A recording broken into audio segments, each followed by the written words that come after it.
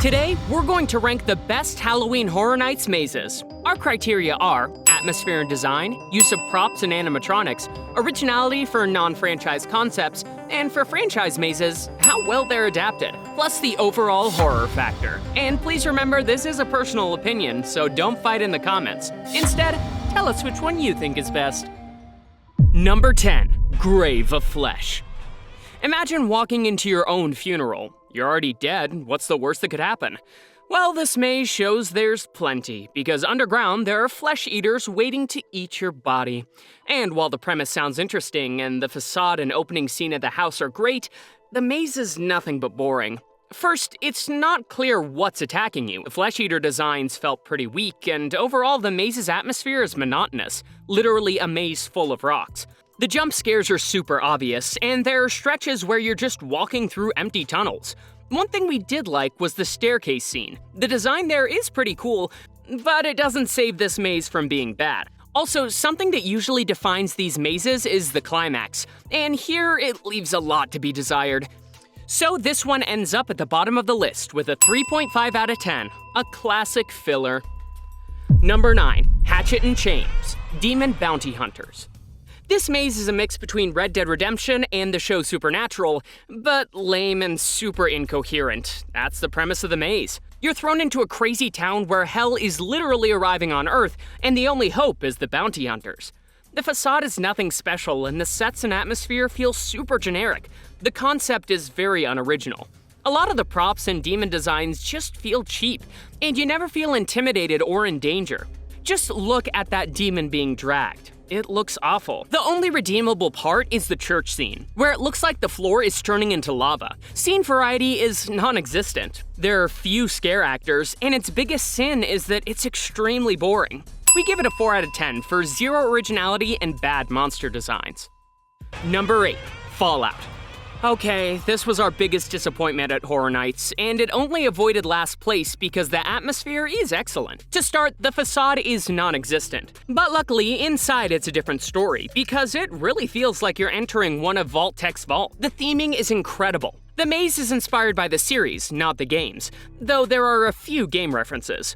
What's wrong is that while the adaptations of the characters and tones fit the show, it doesn't work for a maze. Some raiders jump scare you, but there's zero sense of danger. Then, for some reason, Lucy is also a jump scare. And before you say they always use main characters to scare you, that doesn't make it good or interesting. It feels lazy. The maze should have used the dangerous creatures from the games, mutants, rad roaches, ghouls, etc. They could have mixed all that. Here it's just humans scaring you, plus the show's heroes, and Lucy saying, "Okie dokie." Okie dokie. Who thought that was a jump scare? What's cool is we do see the Brotherhood of Steel power armor, but overall, it's a total letdown, and it feels like they went the easy route. For true fans of the game, this house is an insult. It feels like an Amazon Prime pop-up for influencers to take photos, not a serious maze. And even with the great theming, there are parts where the house feels empty. In fact, we got mad at the wasted opportunity and gave the maze a 3 out of 10. Putting it in last place, and leaving spot number 8 to the Demon Cowboys. War never changes. Number 7. FNAF. A lot of people are going to hate us, but true FNAF fans will agree. We recently posted a short complaining about this maze, and many argued a few points we're going to debunk here, and explain why this maze is bad. First off, we're huge FNAF fans. We have hundreds of videos talking about real fan-made animatronics and a few about the lore, so we have some authority to complain. This maze is based on the movie, but that's not why we didn't like it. The good, Universal threw the house out the window budget-wise. They brought animatronics made by Jim Henson's Creature Shop. Just look at the ones at the start of the house. The pizzeria theming, props, and sets are next level. The problem, story, jump scares, and overall experience are poorly designed.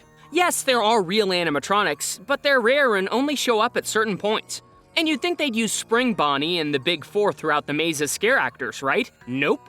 They decided that the one scaring you would be the kids in ghost form, Mike, and the gang entering the restaurant. That makes no sense. In the movie, the kids never attack anyone in the pizzeria, only in dreams, and in the games, that doesn't happen either. The ones who attack us are the animatronics possessed by the kids. Like we said before, Universal using the protagonists as scare actors doesn't make it interesting or clever. It feels cheap and unoriginal.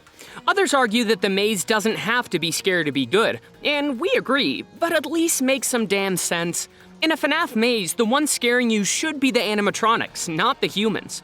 Okay, maybe they couldn't base it on the games, but at least base it on us, I guess, invading the pizzeria and have William Afton and the animatronics attack us. They could have used the animatronics the way they did this year in the Terrifier and Jason mazes, where they pop up 1,000 times in the jump scares. We were really disappointed, but we're giving it a 6.5 out of 10 for the incredible work by Jim Henson's Creature Shop and the maze theming. Let's keep going. Number 6. Gulkin, Monsters of the North.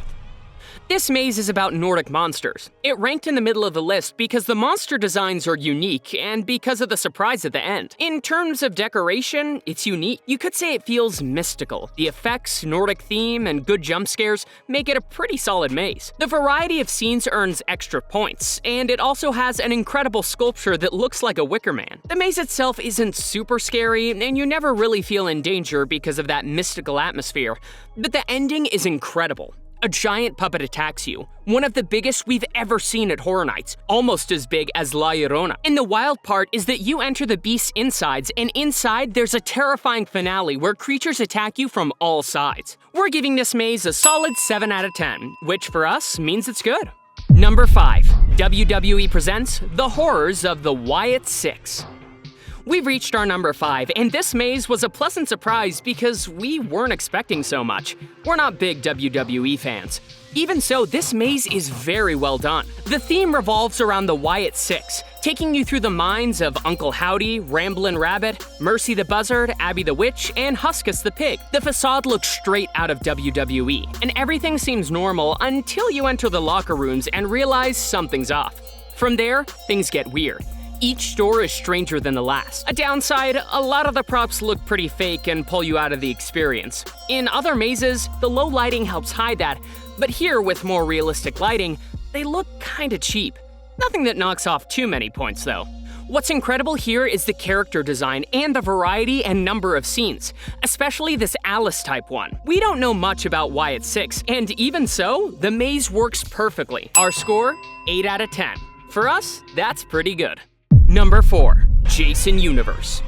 This one is one of the scariest mazes of the year, featuring the horror icon Jason Voorhees. The walkthrough plays like a tribute, showing legendary moments, iconic locations, and segments that feel like you're outside the maze, making it super unique. There isn't a single moment of calm. Jason pops out everywhere to attack you. The maze design is clever because you see each incarnation of Jason. It ranks this high because, like we said earlier, there's not a single moment where you feel safe. Score? 8.5 out of 10. Magnificent. Number 3. El Artista, a Spanish haunting. Now we've reached our top 3, where we find the artist's mansion.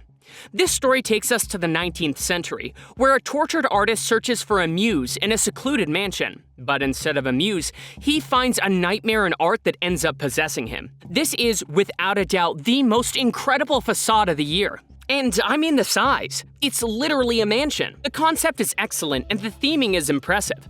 Every room has an amazing level of detail, and the house's space makes it unique. Plus, the monsters and creatures are super terrifying, and the jump scares are very well timed. Many you never see coming. The mansion has several sections, like a room filled with gargoyles, you can even see one flying, or an enchanted garden where the statues come to life. The number of scenes, the atmosphere, and the terrifying elements make it one of the best of this year, so we gave it a 9 out of 10.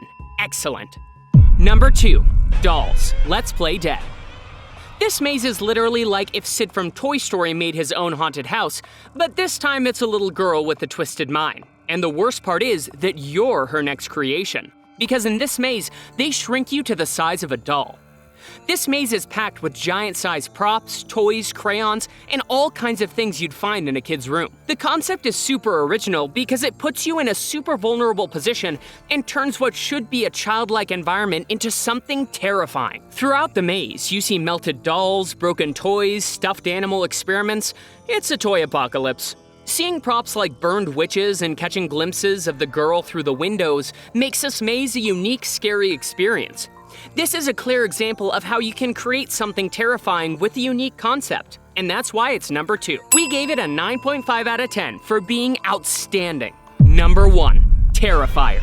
And we've reached number 1. And don't think we gave it the top spot because we're scared of Art the Clown. No, no, no. This maze is the best of the year. It left all others in the dust. The facade is incredible, the jump scares are terrifying and unexpected, and there are many parts we can't show due to YouTube policies, but trust us, it's super gory and horrifying. Throughout the walkthrough, you pass through tons of rooms, one with mirrors, another with photos. Everything feels like a nightmare carnival. Around every corner, art jumps out to scare you, and there are lots of optical effects that set up jump scares you'll never see coming. This is the scariest maze of them all, mixing gore and strong smells, which we don't love because there's a super disgusting room that literally smells like what you're seeing. The sets, lighting, props, and actors make this maze extra incredible, and we honestly didn't expect it, since we've never seen the Terrifier movies. The maze includes screen effects and funhouse-style tunnels. There's even a Christmas zone. The route is very long and it's deeply disturbing. At the end, art gives you 2 exit options, Dry Path or Blood Path. The names are self-explanatory. We're giving this walkthrough a 10 out of 10 because it's outstanding, the king of this year's Halloween Horror Nights. And with that, we officially kick off Halloween season. We've got lots of horror videos coming this month. And as is tradition, if you made it to the end, comment last of the real ones so we can give you a proper shout out. You're the best. Have a scary, spooky season.